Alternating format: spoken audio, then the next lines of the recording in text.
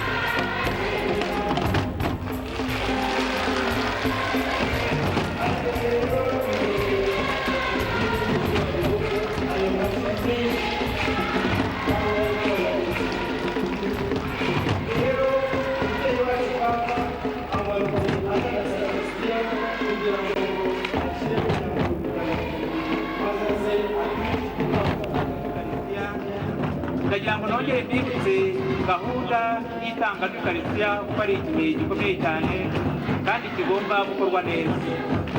Ni kimwe koko mu byafashe uyu munsi gutungana. Ndabibutsa yuko hariya ku mpande hari amahema abiri harimo isakaramentu ry'ukarisitiya ryateganijwe. Hano kandi ku meza imbere y'abasaseredoti naho hari izindi hositiya zateguwe. Abapfere n'ababikira barahaguruka bajya aho twababwiye, birakoreshwa n'abasaseredoti bari kujyayo. Ujya haruguru birakoreshwa n'abaminisitiri w'ukarisitiya.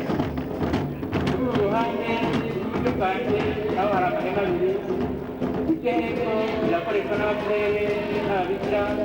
Ujya haruguru birakoreshwa n'abaminisitiri w'ukarisitiya. Ubwo rero muratanga ukarisitiya mukurikije aho baberetse, hanyuma igihe cy'ubutungane kwa Yohani Pawulo nawe arabatanga ukarisitiya hano kuba biteganyijwe. Narangiza barakomeza cyangwa se bigasoza.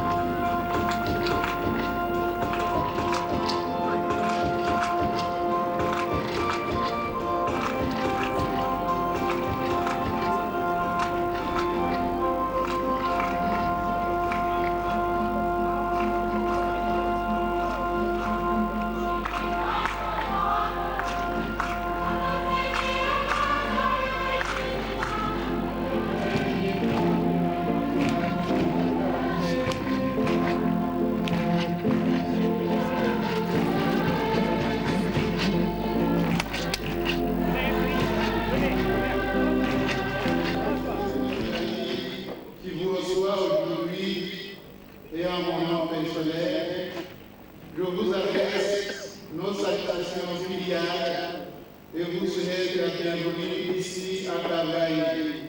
Urakaza neza ukwiye amashyi y'umuntu.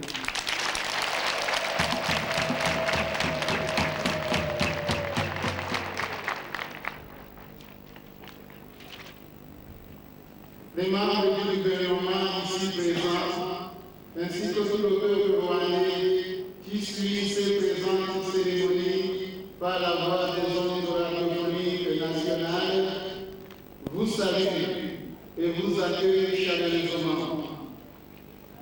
Nous avons tous soif de vous écouter, d'écouter l'apôtre Pierre qui vient consolider dans la foi les fidèles du Christ qui sont au Rwanda, les amis, les prêtres religieux, religieuses, les séminaristes et les novices, tous invités spécialement aujourd'hui à vous rencontrer à Kabgayi pour vous accueillir et recevoir de vous un message de soutien et d'exhortation à rester fidèles à leurs engagements sacerdotaux et religieux. Monseigneur Léon Classe et Monseigneur Laurent Desprimos, dont les corps reposent dans la cathédrale de Kabgayi, c'est ici qu'a été érigé en 1967 le monument à l'honneur du sacerdoce,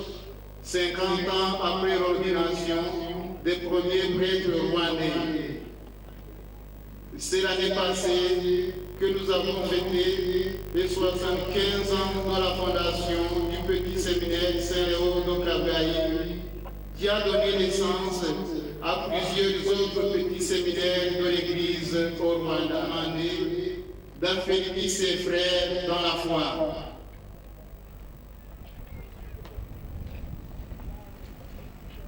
Et à qui il a confié les clés du royaume des cieux. Voilà pourquoi nous nous réjouissons de votre...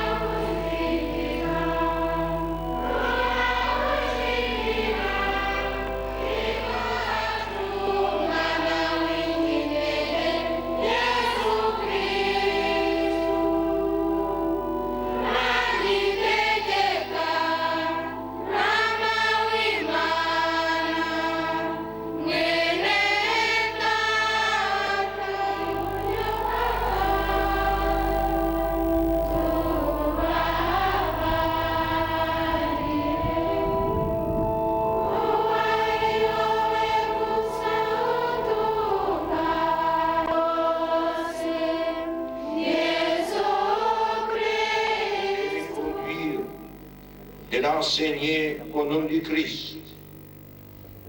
Accorde au diacre dont il va faire des prêtres aujourd'hui la grâce d'être fidèles à leur mission. Notre Seigneur, notre Dieu, qui vit et règne avec toi des siècles. uzi ugenewe amahanga nuko ndasubiza ntiyo nyagasani uhoraho dore sindamenya kuvuga kuko ndi umwana nuko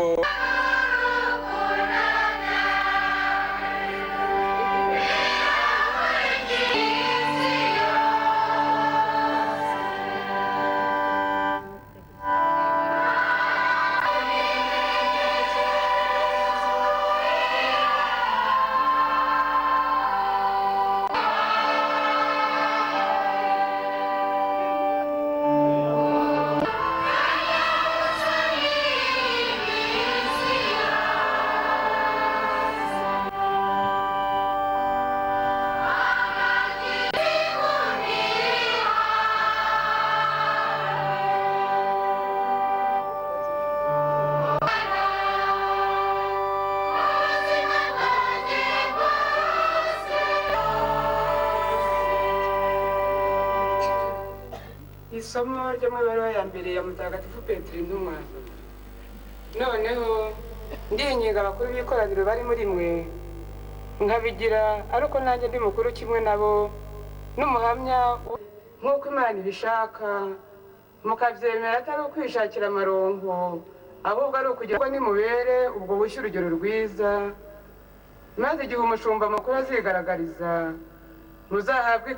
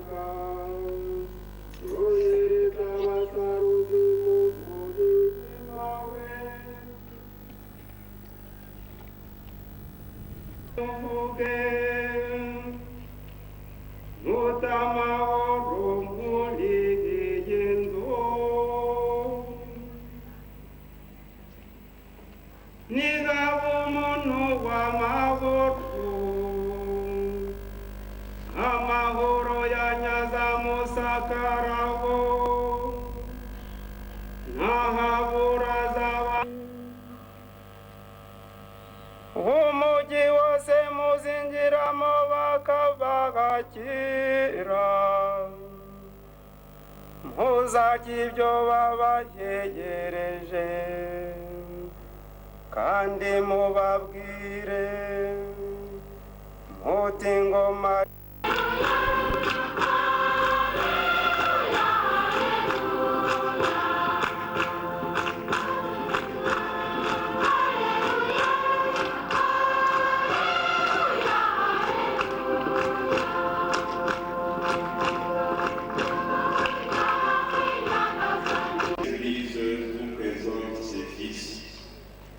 et demande que vous les obteniez prêtres.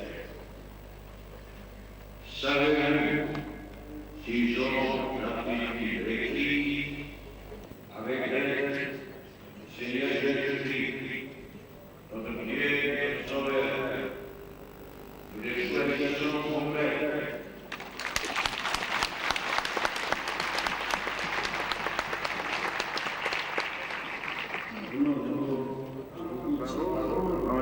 De l'ordination, je voudrais d'abord remercier Monseigneur Tadeu Sengiunga, évêque de Kagbaï, pour les souhaits chaleureux et bienvenus qu'il m'a adressés au début de cette messe. Remercier les membres du gouvernement et aux personnalités qui les entourent. Je présente mes salutations déférentes. Je les remercie de prendre part à cette célébration magnifique. J'adresse un salut cordial aux représentants d'autres confessions chrétiennes et d'orifices. Je remercie le Seigneur pour les nombreuses vocations rwandaises, à leur estime et à leur amour du prêtre et de la personne consacrée. Monseigneur Gilles, Monseigneur Glace, Monseigneur Dupont, j'ai la joie d'ordonner prêtre un groupe nombreux de fils de l'Église au Rwanda et aux Amis. Les voici appelés à ce ministère essentiel à la vie du peuple de Dieu. Homme sacré, témoin l'invisible, porte-parole de Dieu révélé en Jésus-Christ, les prêtres doivent être reconnus comme tels, car il a une triple mission. Le peuple sacerdotal. En union avec les évêques, les prêtres participent à l'unique sacerdoce du Christ et à l'unité du ministère dans son Église. Ils sont les auxiliaires, les conseillers indispensables des évêques qui voient en eux des frères et des amis. Que les candidats d'aujourd'hui à l'ordination sacerdotale étaient anciens au pasteur, non pas tant à cause de leur âge, mais en raison de la charge dont Dieu doit nous acquis. Il s'agit de la charge pastorale. L'Église, pasteur éternel, jugera chacun de nous sur l'exercice de son vie. N'hésitez pas à prendre la croix que doivent prendre tous ceux qui suivent l'Église. Des sacrifices personnellement. C'est par exemple le reflet d'un certain bien-être matériel, la recherche d'un style de vie sain, la volonté d'être fidèle à la prière malgré la multiplicité des occupations.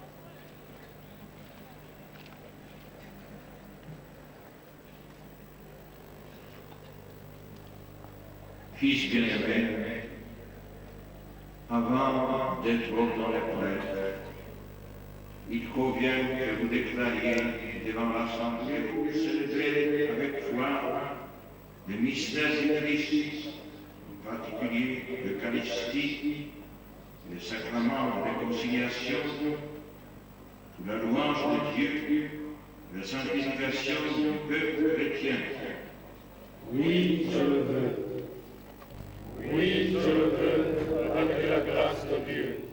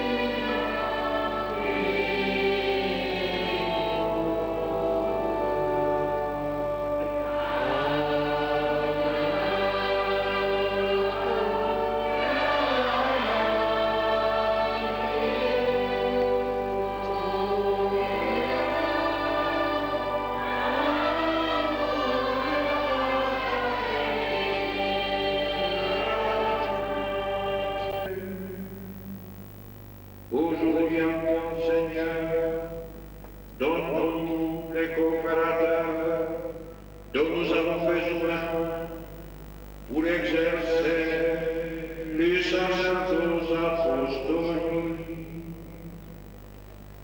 nous t'en Père Tout-Puissant, dont tes serviteurs que voici d'entrer dans l'ordre des prêtres,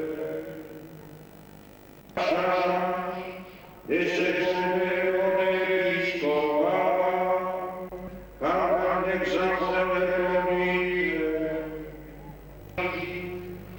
et pour que toutes les nations rassemblées dans l'Église soient kuko bizava mu mubiri n'amaraso ya Yesu Kristo.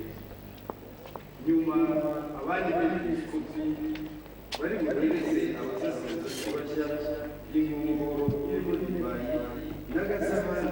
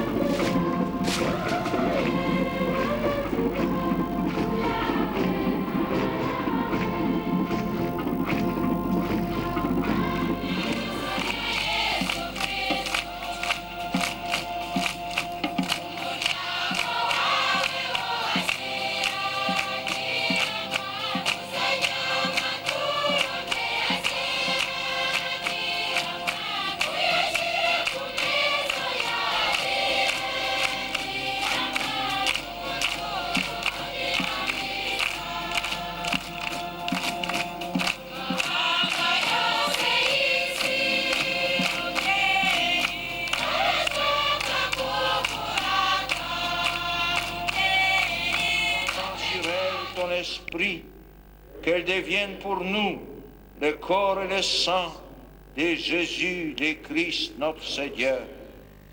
Au moment d'être livré et d'entrer librement dans sa passion, il prit le pain, il rendit grâce, il le rompit et le donna à ses disciples en disant: prenez et mangez-en tous, ceci est mon corps livré pour vous.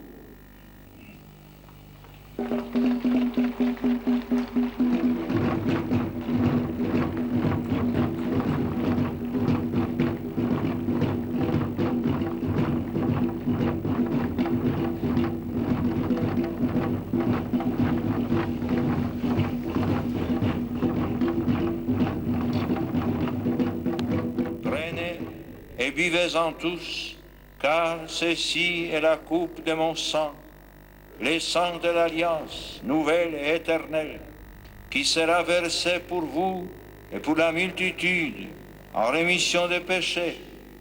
Vous ferez cela en mémoire de moi.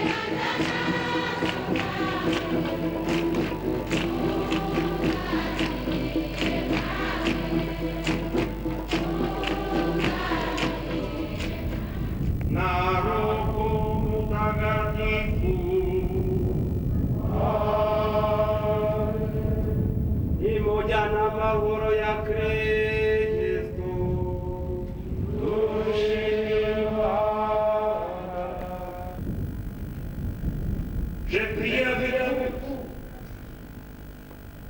qu'il ne manque jamais moisson dans cette terre, moisson qui puisse nourrir vous-même, vos familles, vos enfants, que vous aimez tellement.